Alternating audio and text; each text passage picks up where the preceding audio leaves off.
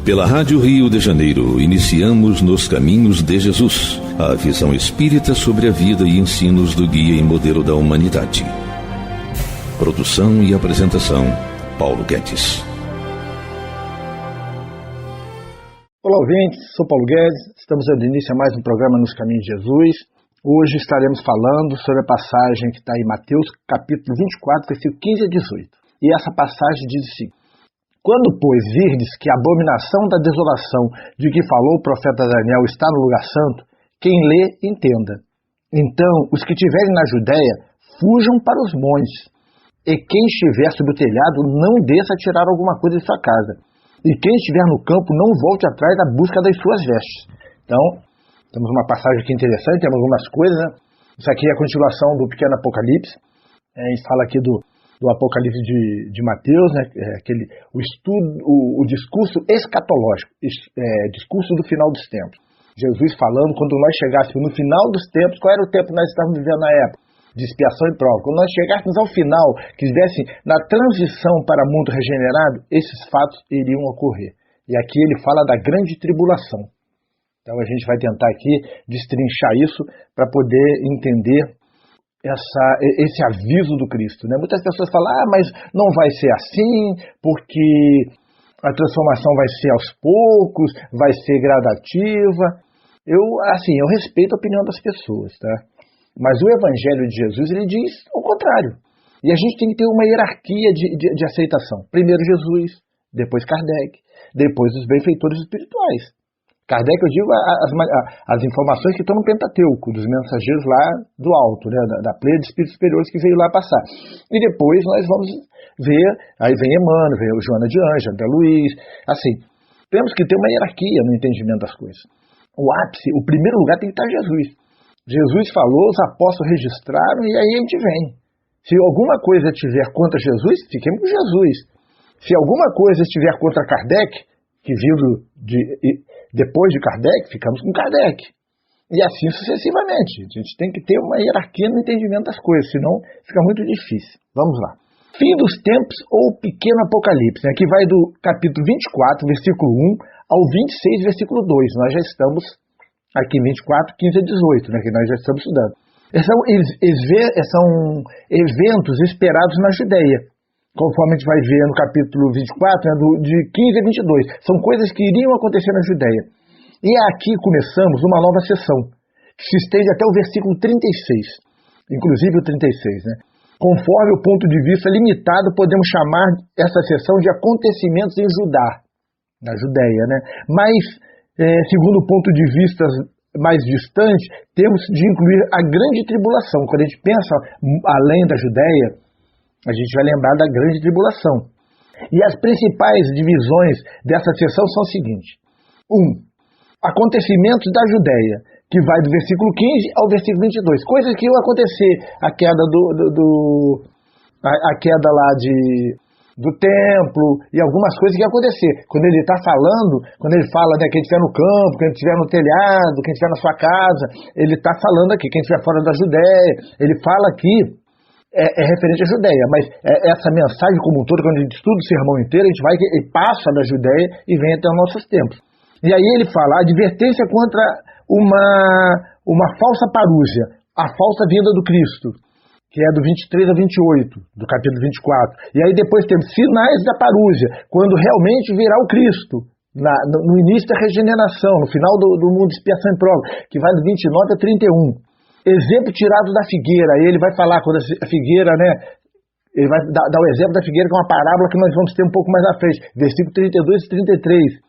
Impossibilidade de prever o tempo exato, que ele diz que ele não tem como prever o tempo exato.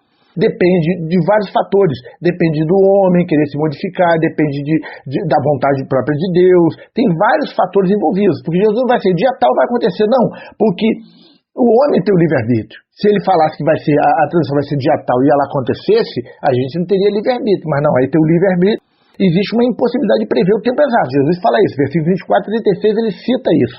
Então, vamos lá, seguindo aqui. E aí ele fala da abominação da desolação. A gente pode ver também lá em Daniel, no capítulo 9, versículo 27, no capítulo 11, versículo 31 e no capítulo 12, versículo 11, falando sobre essa abominação da desolação. Essas palavras foram aplicadas a Antíoco Epifânio, que era um personagem anterior a Cristo, que erigiu um altar a Zeus no altar de Deus, dentro do templo judaico. Essa história encontra registrada em 1 Macabeus, capítulo 1, versículos 54 a 64, e também no livro de Joséfo, Antiguidades, que é o Antiguidades 12, capítulo 5, versículo 4. E aí, em cerca de 170 a.C., esse monarca, né, que é o Antíoco Epifânio, Seleucida, ele era um Seleucida, perpetrou o que se considerou atrocidade contra os judeus e contra a religião judaica, mediante a poluição do templo de Jerusalém. Ele serviu apenas de tipo simbólico do grande anticristo que virá. Ele é um modelo, mais ou menos, que vai vir um anticristo que será pior do que ele, e que é um dos nossos temas do Novo Testamento. O texto de Apocalipse 13 supre mais pormenores sobre essa personalidade imensa, mais pervertida, sobre o anticristo. O Apocalipse 13 fala sobre esse anticristo, né? O futuro anticristo ainda aparecerá, assumirá o controle do tempo, proclamar-se-á Deus, realizará muitas maravilhas falsas, controlará o mundo inteiro por breve período. Ele será tão intensamente iníquo que só se poderá comparar ao próprio Satanás, ao próprio mal, né? O Satanás aqui a gente não está falando de um personagem, mas a exemplificação da maldade, dos espíritos inimigos, né? Daqueles que são inimigos, das pessoas que são más. Então, é nesse sentido, não? A gente, quando fala termo Satanás, a gente tem que entender lá no contexto da época. Satanás não era a gente não pode olhar Satanás como um indivíduo, mas como um símbolo da maldade. Isso a gente tem que ter registrado com bastante tranquilidade para a gente não cair em erro. Alguns acreditam que houve personagens de menor envergadura e que serviram de material para essa sessão, tais como Calígula, que planejou a destruição do Templo de Jerusalém, mediante a edificação de sua imagem naquele lugar sagrado. Calígula pensou nisso. E outros acreditam que Marcos, no Evangelho de Marcos, liga isso às circunstâncias da guerra dos judeus contra Roma, lá anos 67, 68 até 70. É verdade que, ao tempo da destruição de Jerusalém, os romanos ofereceram sacrifício às suas insígnias, posta diante da porta oriental, quando proclamaram Tito imperador. Mas, uma vez mais, isso serviu de mero símbolo da blasfêmia maior que ainda aguarda o futuro. Então, a gente tem que pensar aí com um pouco mais de carinho, né, com um pouco mais de cuidado, para que a gente realmente entenda. Isso aí, o Apocalipse, gente, ele é complicado de estudar. Quando se fala em final dos tempos, a gente tem que ter muita tranquilidade de estudar, tentar entender os símbolos que estão ali, tentar o contexto da época, por que Jesus usou uma palavra, por que usou outra, porque senão a gente começa a se perder na interpretação. E aí, gente, é evidente que o anticristo não manifestará o seu verdadeiro caráter senão na metade da tribulação, quando então, cheio de pensamentos do superego, sentirá que é o próprio Deus e que forçará o seu conceito sobre os outros. Então, está se falando de um indivíduo ou de alguma coisa, a gente não sabe nem como é que a gente fala do anticristo. O anticristo, ele é um indivíduo, ele é uma filosofia, ele é uma ideologia, a gente não sabe o que é. Uma coisa interessante, lá no Apocalipse eles falam do símbolo da besta, né? O símbolo do anticristo, 666, né? 666. Quando a gente vai para o alfabeto hebraico e a gente vai estudar, cada letra tinha o símbolo de um número. Cada letra tinha o símbolo de um número. E o 6 era uma letra hebraica que traduzida ela é o W. E aí qual é o símbolo da besta? www. Interessante isso, né? Olha só, www. Qual é o prefixo da internet? www. Aí tu bota o resto, não é? É uma coisa para se pensar, gente. Não estou dizendo, eu estou falando só. É uma coincidência, não sei, mas a internet invadiu o mundo, está passando conceitos. As pessoas estão se valendo da internet para passar conceitos totalmente deturpados para tudo. Estão atacando as instituições, estão pregando coisas erradas, pregando violência, pregando imoralidade. Quem sabe que o anticristo não tem a ver com isso? É um tema para a gente analisar. Não posso bater martelo aqui, mas assim, a gente pegando as letras judaicas lá do hebraico, trazendo para o nosso alfabeto, é o W. Então, aí a gente pega o 666, significa o W hoje, é www. E aí uma coincidência, não sei, ou é uma previsão de que a internet abriria campo para o anticristo, propagar suas ideias nefastas, as suas ideias equivocadas, trazer tudo isso. A gente tem que estar muito atento a isso, muito tempo mesmo. Israel, afinal, lhe fará oposição e muito sofrerá por causa disso. O que é Israel? As religiões judaico-cristãs vão fazer oposição a tudo isso que está aí. A gente vê que o cristianismo está sendo atacado, a gente vê que o judaísmo também está sendo atacado. Por quê? Porque a família judaico-cristã é a base da sociedade e eles querem destruir isso. Entretanto, o anticristo assumirá o controle do templo e obrigará o povo a adorá-lo ali, como se fosse Deus. A gente vê isso em 2 Tessalonicenses, capítulo 2, versículo 4. Sabe qual é a verdade? Hoje a gente vê que existem vários sacerdotes, vários líderes religiosos que estão se submetendo à internet. Estão aceitando alguns conceitos equivocados porque querem clique, porque querem ganhar dinheiro em cima disso. Porque às vezes a pessoa tem um canal no YouTube e ela quer cada vez mais seguidores, cada vez mais cliques, por quê? Para que ela possa ser remunerada. Eu tenho um canal no YouTube, mas ele não é monetizado. Porque se ele for monetizado, eu vou começar a trabalhar para ganhar dinheiro. Eu vou começar a falar sobre o Cristo para ganhar dinheiro. E isso é um equívoco. E aí a gente começa a se submeter a algumas coisas para agradar, porque quanto mais público você tem adepto ao teu canal, mais você ganha. E aí as pessoas começam a se desvirtuar. Isso é um problema muito sério. Essa ação é justamente o abominável da desolação. Ou, conforme dizem algumas traduções, a abominação que desola. A abominação que desola. Então a gente tem que estar bastante atentos ao que quer dizer, né? Ou, conforme dizem algumas traduções, né, que fala que, né, essa abominação que desola, fala da grande apostasia, o grande propósito do mal, né, será adorado na pessoa do anticristo. Ao invés de Deus, será adorado na pessoa de Jesus Cristo. A gente adora a Deus na pessoa de Jesus Cristo. Jesus representa Deus. Não é Deus, ele representa Deus. Mas o mal representa a simbologia de Satanás. Simbologia, gente. Olha o que eu estou dizendo aqui. Então, o que quer dizer? Que isso vai ser um problema. Gente, já passei até de um minuto aqui. Vamos fazer um pequeno intervalo e já retornamos para o programa Nos Caminhos de Jesus. Até já. Estamos apresentando Nos Caminhos de Jesus, a vida e ensinos do guia e modelo da humanidade. Apresentação, Paulo Guedes.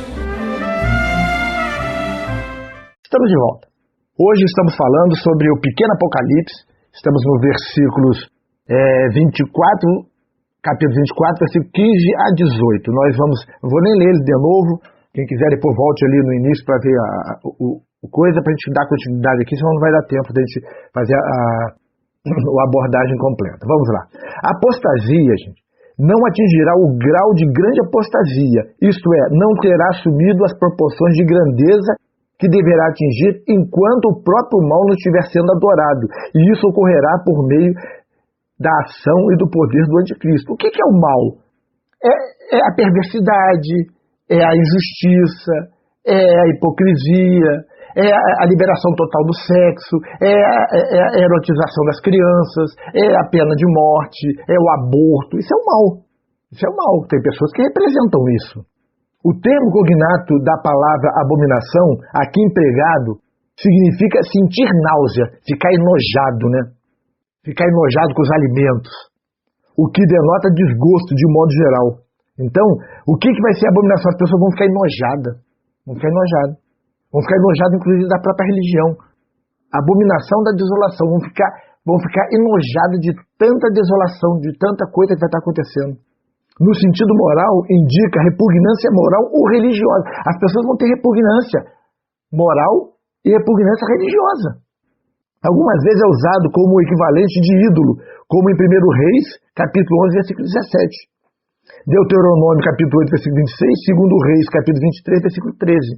Denota aquelas condições que provocam o afastamento entre o homem e Deus, como o comer animais imundos, né? Aqui falando de Velho Testamento. A gente vê em Levítico, capítulo 11, versículo 11, e Deuteronômio, capítulo 14, versículo 3. Vem também, a gente pode também ver isso no Apocalipse, capítulo 17, versículo 4 e 5. Então, a gente vai observando. O que vai ser essa abominação da desolação? As pessoas vão ficar enojadas da religião de tanto que vão se fazer a cabeça, as pessoas vão se afastar de Deus, vão se afastar da religiosidade, vão se afastar dos templos.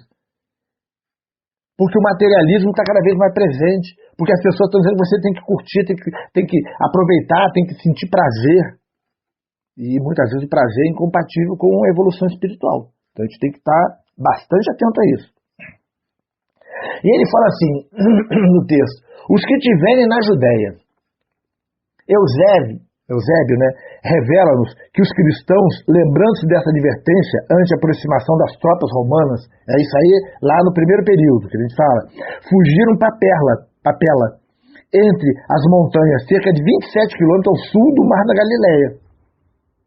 Os cristãos fugiram. Mas essa profecia aguarda um cumprimento ainda maior no futuro. Lembra que eu falei no início, que eu falo assim, a divisão, acontecimentos na Judéia, que é do 15 a 22, advertência contra uma falsa parúzia, uma falsa vinda do Cristo, 23 a 28, sinais da própria vinda do Cristo, 29 a 31, exemplo tirado da figueira, quando Jesus fala quando está pronta, né, vem os frutos, 32 a 33, e impossibilidade de ver o tempo certo que isso vai acontecer, 34 a 36. Então, a gente vai observando isso. Então, vamos lá, deixa eu continuar aqui para a gente não se perder. Então, e aí, a gente vê Eusébio, capítulo 3, versículo 5, né? A gente vê sobre isso, né? Em adição a isso, também lemos que os crentes receberão advertências especiais sobre os acontecimentos que se avizinham e, por causa disso, fugirão das cidades antes de sua destruição. Essa forma de advertência especial, provavelmente parecidas, se não mesmo idênticas, às experiências psíquicas dos tempos modernos sobre perigos iminentes e tragédias. A gente está falando de premonições. Né? Estamos falando que hoje é muito comum, a gente vê aí nas experiências psíquicas, né, médios que conseguem ter premonições, isso é coisa que acontece. Não se limitaram somente aos cristãos isso, gente. Pois houve muito desses avisos entre os habitantes judeus de Jerusalém. Então, quando nós estivermos próximos do fim, vamos começar a ter avisos. A gente vê, por exemplo, que Divaldo já recebeu do Manuel Flamengo falando da transição. São os avisos que estão chegando, que as coisas vão acontecer. Então, estamos aí na iminência de tudo acontecer. E esse texto também serve de profecia de alcance muito mais longo. A ira do anticristo será lançada contra muitos, e muitos serão destruídos. A gente sabe hoje que uma pessoa, hoje que eles falam, é cancelada, né? A pessoa que não agrada a quem é contra a moral e a ética cristã, essas pessoas são canceladas. E aí naqueles dias, no tempo próprio, né, aqueles que conhecem essa profecia poderão escapar de sua violência se fugirem conforme é indicado aqui pelo Jesus. Jesus ele dá as dicas aqui. Aqueles que se acharem nessa circunstância reconhecerão que foi especialmente para eles esta profecia. Lemos, né, que os amigos e vizinhos judeus dos cristãos que fugiram de Jerusalém jamais os perdoaram por causa disso. Mas isso também teve bons efeitos, porquanto tornou ainda mais definitiva a separação entre o judaísmo e o cristianismo. Isso proporcionou maior universalidade ainda para o cristianismo, porque o cristianismo, em algum momento, ele precisou se afastar do judaísmo para que ele saísse de todo aquele preconceito que existia do judaísmo, todo aquele culto externo. Para se romper com aquilo, havia necessidade de um afastamento. E aí, essas situações todas acabaram proporcionando uma oportunidade de que isso acontecesse. E ele fala assim, quem estiver sob o eirado. Naqueles tempos de Jesus, podia-se fugir de telhado em telhado, sem descer ao solo, porquanto as casas eram construídas umas próximas às outras, e os telhados eram planos. Já viu em filme antigo, quando fala dos árabes e tudo, que as pessoas vão correndo, pulando de telhado em telhado, normalmente um ladrão, ou então um mocinho fugindo dos soldados, ele pula de telhado em telhado? É exatamente isso. Entendeu? Porque os telhados eram muito próximos. Os rabinos falavam sobre a estrada dos telhados, porque os telhados era como se fosse rua. As pessoas não desciam muitas vezes para ir, quando vinham para outra coisa, iam falar com outra pessoa, existia um caminho por cima dos telhados, ali pulando de telhado em telhado. Não eram afastadas com, tem que dar um grande salto, não, eram próximas, muito próximas, às vezes quase encostadas. Então, quando se descia o que parecia um lugar seguro, chegava-se a um átrio de onde se abria diversas portas de casa. Esses caminhos normalmente levavam a um espaço maior, já que já não tinha mais como você seguir, aí você descia. E aí tinha as casas. Mas até mesmo nessa posição vantajosa, ninguém deveria aproveitar-se da proximidade das portas, porquanto a fuga requeria prontidão e presteza. O Jesus está falando o seguinte: quando chegar a época da transição, a gente tem que, quando chegar a tribulação, a grande tribulação, a gente tem que sair de perto da tribulação, para que ela não nos afete. O que será isso? Não sei. O que vai ser isso? Não sei. Uma guerra? Não sei. Um efeito geológico gravíssimo? Não sei. A gente não tem noção. A gente sabe que algo vai acontecer. E Jesus descreve algumas situações, ele dá alguns avisos, mostrando que da proximidade. A gente já viu na semana passada sobre isso, né? Cércio Galo avançou com seu exército contra Jerusalém com grande ira, e os seus soldados chegaram prontos para assassinar, para violar e para pilhar. Quando atacaram Jerusalém, que Roma mandou atacar, eles chegaram prontos para assassinar, matar todo judeu que passasse à frente deles, para violar e para pilhar, roubar tudo. Eles queriam destruir totalmente, violar o templo, violar as casas, pilhar, acabar com tudo. Esse era o objetivo. E a gente tem que estar observando isso. Os que escaparam tiveram que fazê-lo na maior rapidez possível, pois a ira dos romanos não conhecia misericórdia, gente. O romano não tinha misericórdia. A gente vê quando Jesus foi chicoteado, eles rasgaram os músculos do Cristo todo. Eles não tinham misericórdia. Também parece que temos aqui uma alusão à fuga precipitada de Ló e sua família, lá na destruição de Sodoma, né? Que a esposa de Ló olha para trás e vira uma estátua de sal, tem essa passagem. Isso é especificamente mencionado em Lucas, no capítulo 17, versículo 32, que aborda especialmente as condições que prevalecerão pouco antes do julgamento que Cristo imporá durante a parúzia. O que é isso? Quando Jesus estiver de volta na terra, como Jesus vai voltar? Não sabemos. Ele dá alguns sinais, mas quando ele voltar para fazer a separação do bode da cabra, que ele fala também, nós vamos ter isso devidamente. Quais são as condições que vai acontecer isso? Jesus relata aqui no Evangelho. Agora, quando exatamente vai acontecer, a gente ainda não sabe. O Mateus descreve aqui as terríveis condições que acompanharão a ira do anticristo, bem como os julgamentos gerais que sobrevirão das partes dos pagãos. E isso tudo convulsionará o globo terrestre durante aqueles dias. Vai haver um problema de ordem mundial. Jerusalém será o centro dos sofrimentos. E aquele que reconhecer os sinais farão muito bem em escapar para algum lugar mais seguro. Jerusalém será o centro dos acontecimentos. Tudo estará em torno.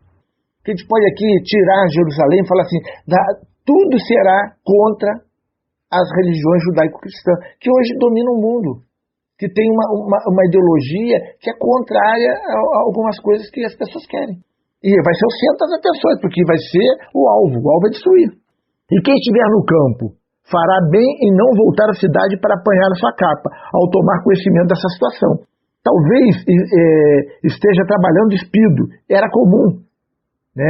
As pessoas naquela época trabalhavam só com a roupa de baixo, não trabalhavam com manto, por causa do calor, né? E do suor gerado por esse tipo de trabalho. E aí, ordinariamente, ninguém pensaria em aparecer em lugares públicos apenas com sua veste interior, isso é, sem a sua capa, sua túnica, na época era costume, ou veste exterior. Entretanto, devido à grande pressa, todos farão bem em não retornar à casa, porque poderão encontrar-se com um desastre no caminho. Lendo que nos tempos modernos, no Oriente Médio, os aldeões trabalham nos campos em suas mantas e as suas mantas deixam em casa. Então, é isso, gente. Então, a gente está vendo aqui que quando acontecer, vai acontecer de uma vez só. E a gente vai ficar aí tendo que viver com isso. Então, vamos ficando por aqui. Que Jesus nos abençoe. Até semana que vem, se Deus quiser. A Rádio Rio de Janeiro apresentou Nos Caminhos de Jesus, a visão espírita sobre o guia e modelo da humanidade, Produção e apresentação, Paulo Guedes.